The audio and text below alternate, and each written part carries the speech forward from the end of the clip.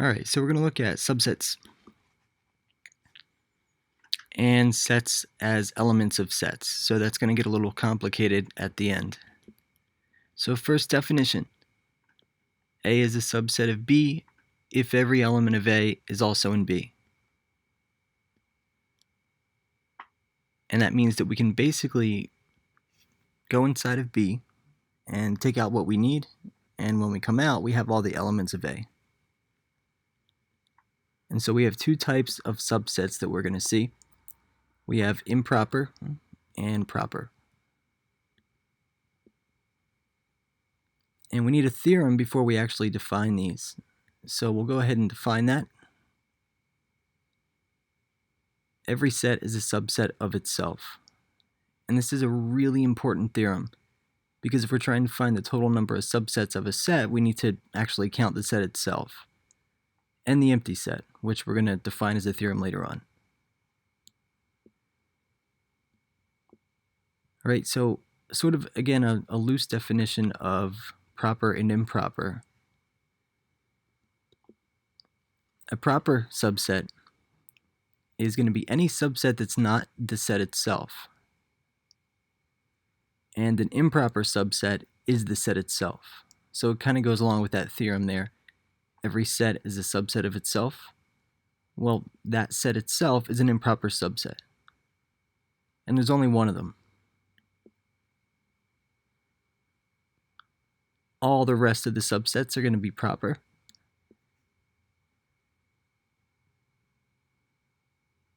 And so they shouldn't be too difficult to find. Now our notation, if we say A is a subset of B, when we talk about proper subsets, we have two ways of writing that. Like this, and like this. Now it's kind of like the less than or equal to sign, and we only have one way of writing an improper subset, and that's got to use that or equal to sign there. So remember when we were in high school and we could write 3 is less than 4? But we could also write 3 is less than or equal to 4. So that goes along with a proper subset. But we could never write 4 is less than 4. Remember that we would need to have the or equal to if we had 4 is less than or equal to 4.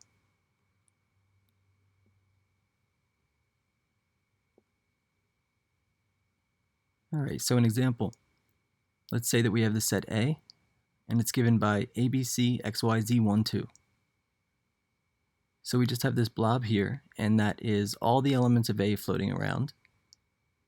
And we want to form a subset of A, so that B is a subset of A. So we'll reach inside of A, choose a few elements, and take those out, and now we have a subset of A. So we can say here that B is a subset of A. And what's set B? We know it's really AB x2.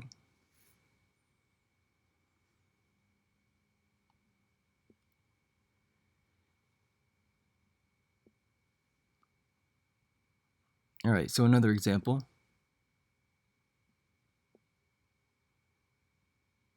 We're going to let set A be 13459 MN. Set B is going to be 345, and then set C is just a pair of brackets here. That's just the empty set. It has nothing inside of it. So to determine if A is a subset of B, or B is a subset of A, or B is a subset of C, or so on, we just need to, again, reach inside of one set, pull out the elements of the other. But we're going to have to think of it a little bit differently also when it comes to set C. So first, we're going to consider A and B. And can we form A from B? We can't. But we can form B from A.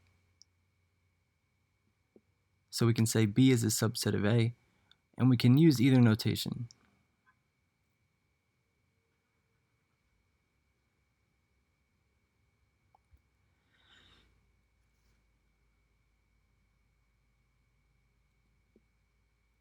Now we're going to look at A and A. So can we reach inside of one of these sets and pull out all the elements that we need to form the other? And it turns out that we can, and we had that theorem. So we can say A is a subset, an improper subset of A. Can we write it the other way? Alright, so we have a better way of trying to determine if something is a subset of another. So we want to know, are there any elements we cannot find in set B to make set C? So let's take a look at B and C. So in order to make a subset, we need the curly brackets, so we'll put those down. Now, is there anything that lives in C that we can't find inside of B? And there's not, right? If there was, we know that it wouldn't be a subset. But we can form C just by putting the curly brackets down, and B doesn't fail to make the rest of C because there is no rest of C. So we can say that C is a subset of B, and in fact, the empty set's going to be a subset of every single set. For that reason. And again, we have to think of it kind of backwards, that it doesn't fail to make the subset. And so it ends up being a subset. So there's our theorem, the empty set is a subset of every set.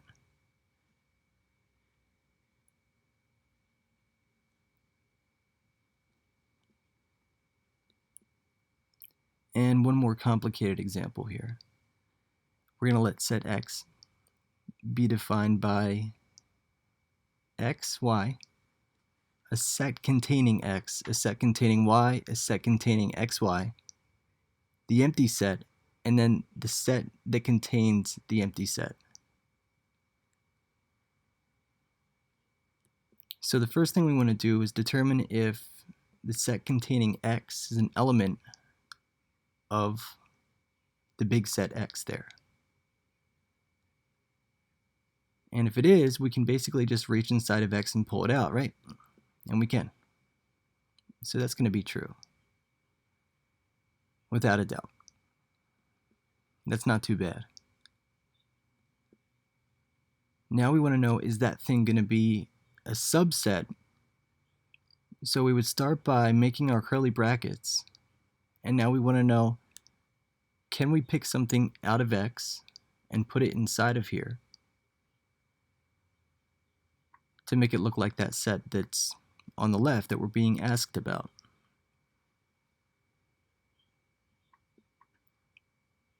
So element X we can pull out and put it inside of the curly brackets. So that's going to be true too. A little bit harder.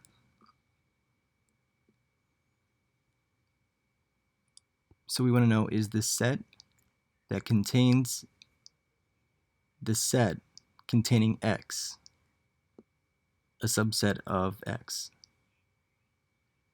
And if it is, that means that we'll have curly brackets to start, and then some element from X will live inside of that, and it's going to end up looking like the thing that's on the left there. So is there anything that we can pull out from set X to make it look like that thing on the left? And yeah, we can pull out this set that contains X. And it looks more complicated than it is, but remember what a subset is. It's a set of curly brackets and then a bunch of elements from the original set. So that thing is true.